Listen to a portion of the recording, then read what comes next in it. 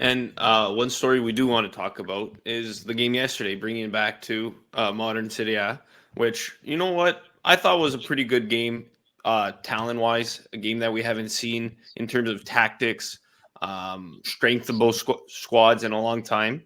Ultimately, it was the better team that came out on top, 1-0. It was an own goal.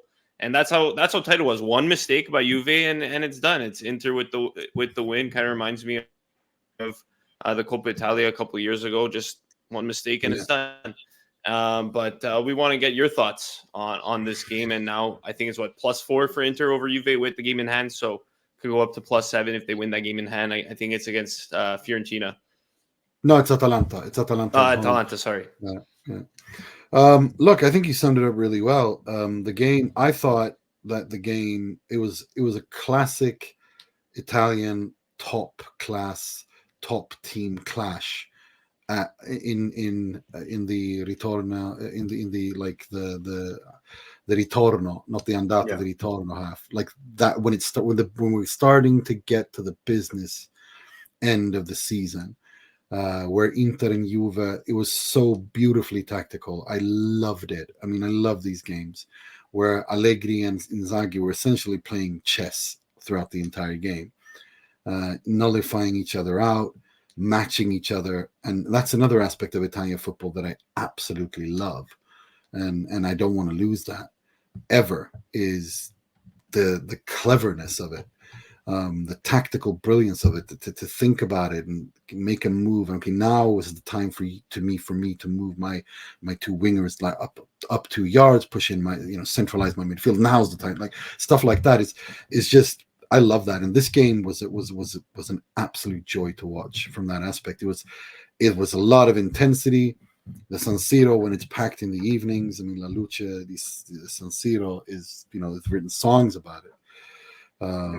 And it's no, it was fantastic. It was so nice. I think it was one of those games that the neutral would have loved it. And I think your analysis was spot on. I think Inter were better and they won, and Juve. But I got to say, I think we're returning to the Serie A of to my childhood at least, where, sorry Napoli fans, sorry Roma fans, but it's the three strike from the north that are going to dominate this league for the next.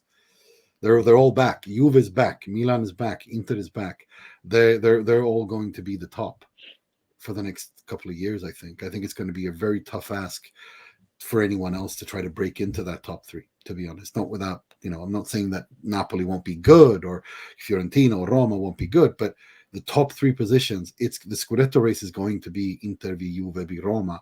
V Milan for the next three, like it's always been. Because the Juve that I saw yesterday was a Juve that is on the percorso that Allegri likes to talk about, and is doing really well. They have matured so much this year. They have an identity. I was so impressed by how they defended, how organized they were, and also how they attacked, knowing when to attack, how to attack, in the exact moment, which movements to make. And of course, Juve are a young side. I think for me, Juve is best represented by Vlahovic right now. Immense talent, but isn't there yet. And yesterday, I think his performance kind of just summed that up. Sure. A little bit too heated, a little bit. It's good to be fired up, but when you're so fired up that you're not concentrated and you make silly mistakes, then in a game like that, you don't get many chances, and that's exactly what happened to him.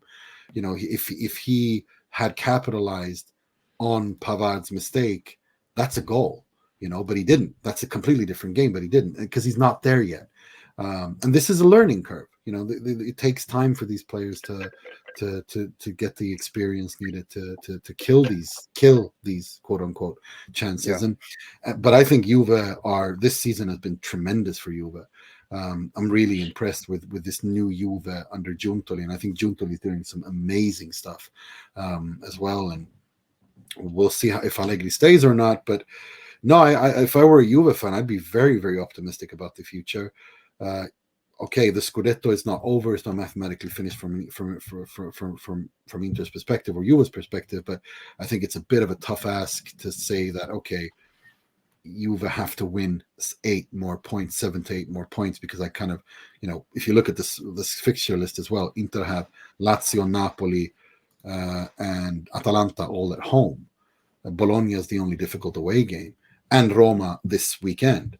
So that's why I've always said, looking at the fixture list, okay, if Inter win against Roma 2, they're +4 with a game in hand, then yeah, I think we move from Inter our favorites to win the Scudetto to Inter our champions elect of the Serie A this season. I think the management that Simone Inzaghi has to work with is to kind of balance this out. It moves you evolve to another stage of your title charge, and that's also an equal very important position and situation to handle, which Inzaghi hasn't in the past for various reasons, COVID and all that, and also 2 years ago with Milan. So it changes the dynamics a little bit. I think after this weekend we'll see it'll change the dynamics of the Serie A if Inter win against Roma.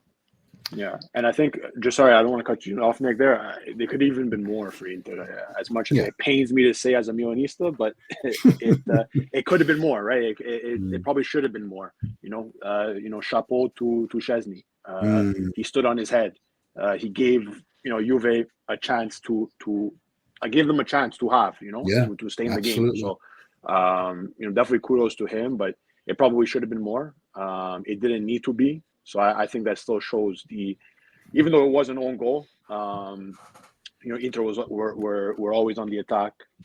We're very when, we all know when they go on their counter attack, they could put in a ball from anywhere, from left or right. It does not matter. Di Marco, Bastoni, if it be Pavard, Darmian. I mean, it doesn't really matter who Çalhanoğlu, right?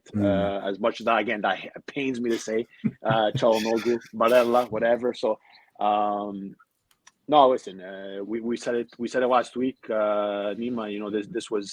This game.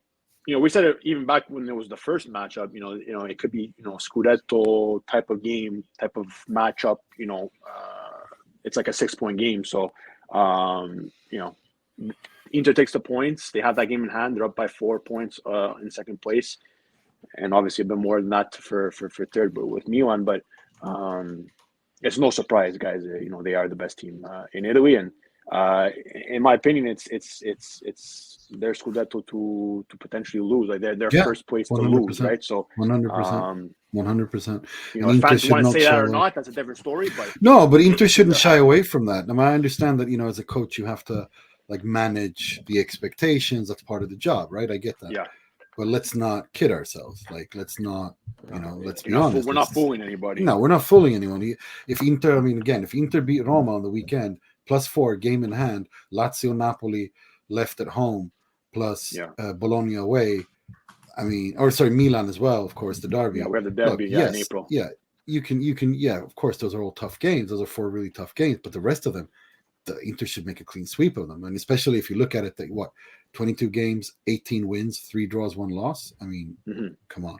It would be a collapse. Yeah, it would be a collapse, and we shouldn't shy away from that. So no, I think that's a fair assessment. Absolutely. And I think that was basically the main driving point of the convo, was do we expect Inter to even drop any of those points? That's the thing. It's not more about can Juve catch up with those points. It's more is Inter going to have moments where they drop those points? I think Juventus is perfectly, despite having little lapses here and there, they're a team that are capable of on paper can win a Scudetto. Is just absolutely. Inter this year has been phenomenal. Only 10 goals against. It's a 14 clean sheets. Yeah, that's insane. I was gonna say it's something that is fantastic to talk about.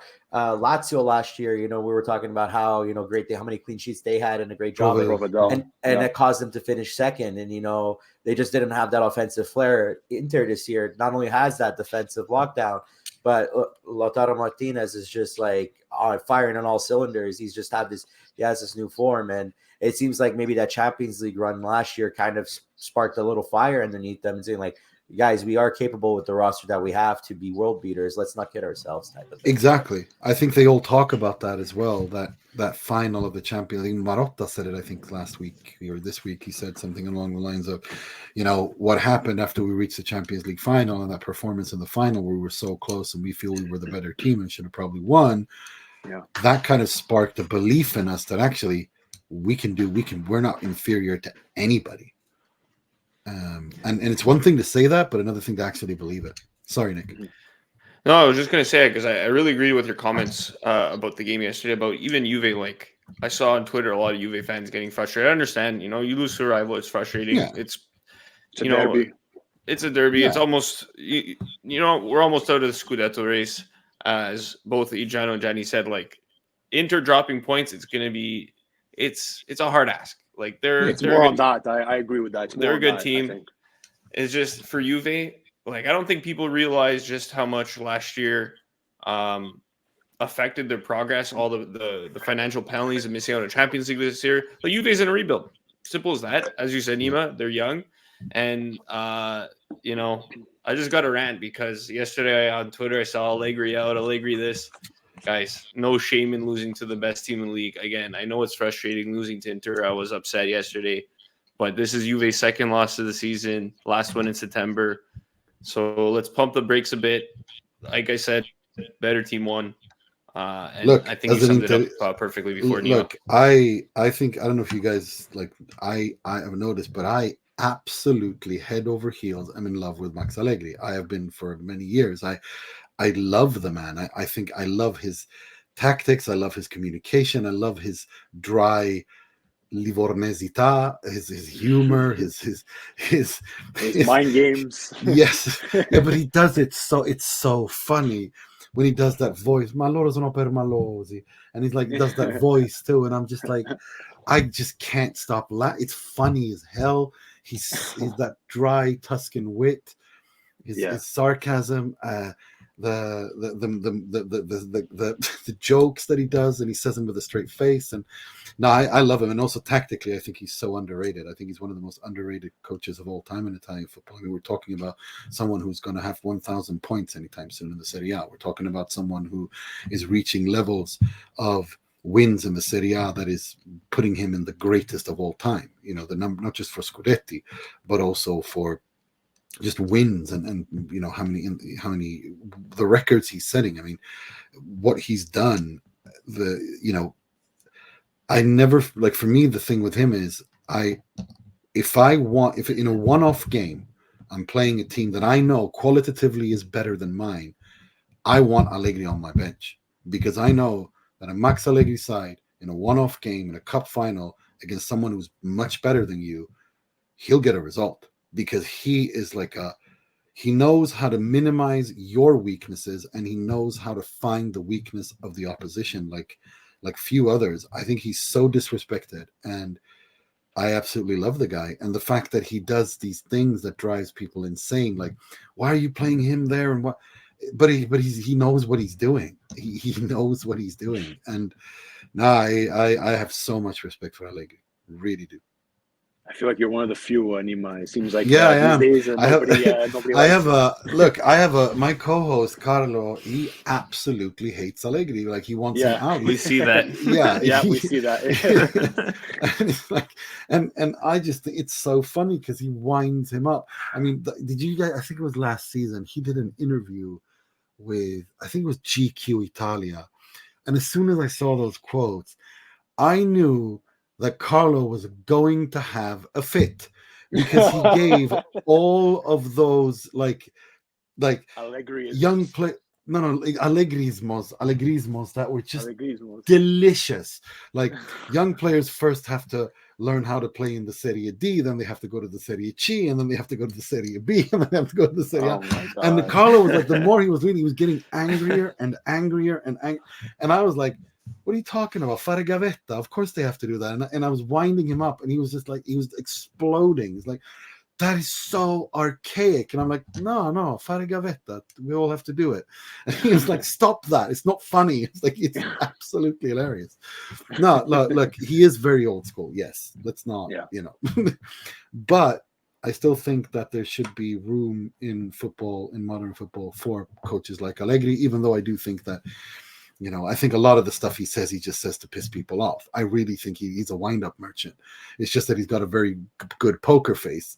And that's why I love him, because I think it's so obvious when he does it, and everyone takes it literally and gets really upset, and that's what he wants. And it's comedy to me. I think he's brilliant, absolutely brilliant. I honestly love that assessment with Allegri, because personally, because one of my favorite YouTube channels to follow that I've been following for years now is Yati Goal on YouTube. Oh, I love them. Yeah, they do fantastic, like their Allegri impressions and everything. Oh, they're so good with the impressions. Yeah, the Allegri impressions. I think my favorite episode or video they did once was they had Allegri right next to them, and they're having the Dybala off, like Dybala, no, così, Dybala. Okay, so good. It was so good, and that song they did before the Champions League final with the Gufate. My god, yeah, that is so funny. They're hilarious, those guys. Oh, when they get absolutely brilliant. Or there was one time. Sorry, I'm just gonna go off a quick tangent, but there was one time where it was the Fanta Calcio preseason video. I think it was for the 18-19 season, probably. Was it 18-19 or 19-20? And it's just there's a person with a walker trying to have a hard time getting across the street.